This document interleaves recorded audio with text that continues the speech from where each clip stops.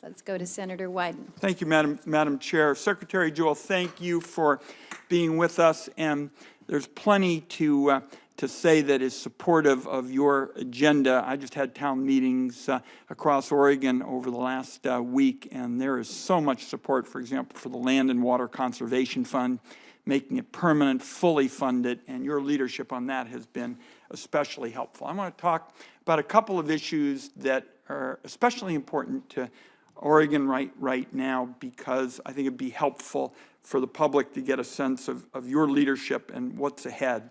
We finally have a bipartisan bill on secure rural schools, which of course was written in this room. It was written in this room in 2000. Senator Larry Craig, a whole host of others involved, a real lifeline to resource-dependent communities for funding schools and roads and police and basic services. And it is particularly important that we get mandatory funding for PILT back. Because, as you know, at the end of the year, there was this one-year arrangement for PILT. And a lot of rural counties are finding that as a result of the complicated PILT formula, they're actually getting less money. It's my understanding that you're supportive of that, is getting PILT back to being mandatory, linking it to secure rural schools the way we did a number of years ago. Is that correct? That is correct. Okay. A second area that is important to my constituents is the Klamath. And we were thrilled that you came out for our lunch, and we think that not only will this be helpful to Oregon, but we think this is a model for people coming together to deal with tough water issues in the days ahead. Can you all commit that this will continue to be an administration priority? As you know, there have been some recent developments with respect to the Mazama forest in the basin. We're going to have to figure out how to ensure fair treatment for the tribes. The tribes have really stepped up on this issue. Can we count on your support and continued interest in this? Yeah, you certainly can, and I want to compliment you, members of the Oregon delegation, as well as unprecedented cooperation between the tribes and the ranchers and interests that had been on different sides of the table coming together on the Klamath Agreement. It would be a real shame if this does not get approved through Congress and done. Well, it's my highest priority for that rural area. I mean, they have been so hard hit, and to have the farmers come together and the ranchers and the fishing families and environmental folks, I think it can not just help Oregon, but be a national model. So we appreciate your leadership. I just want to say Mike was very instrumental in that. Mike was? And we'll stay very much at the table on that. Mike made many treks to the Klamath, and we thank you for it.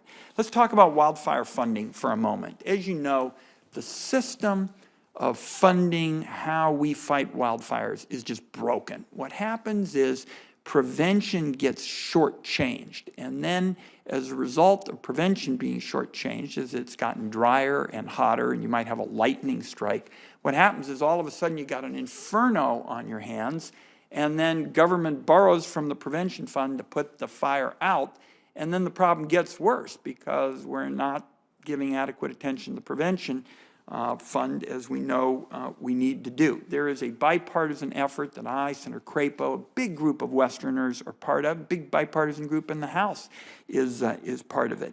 Tell us how you feel the increased budget certainty provided by this restructuring would help you. As you know, we got a favorable score from the Budget Office because it really shows how valuable it is to preserve the prevention fund, because it means you're going to have fewer disasters. But how would this increased budget certainty be of value to your agency, Madam Secretary?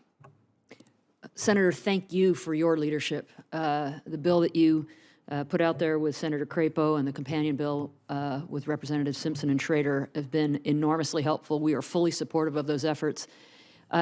We have in this budget about $200 million of the total $13.2 billion amount that is part of the wildfire funding cap. That would take the top 1% of catastrophic wildfires and put them off as the disasters that they really are, coming out of the disaster funding cap. That would enable us to work with tribes, work with land management agencies to do the important fire prevention and restoration work to prevent wildfires from getting out of control. So by not doing that, as has been the case for a number of years, we've spent more and more on suppression and, yes, less and less on hazardous fuel removal. And a great example is a Funny River fire actually in Alaska. Prevention efforts, which were not federal, I think they were state in that case, but prevention efforts protected a community so that we didn't have to spend as much on suppression to protect those homes or to risk those homes going up in smoke. We see this all over the place.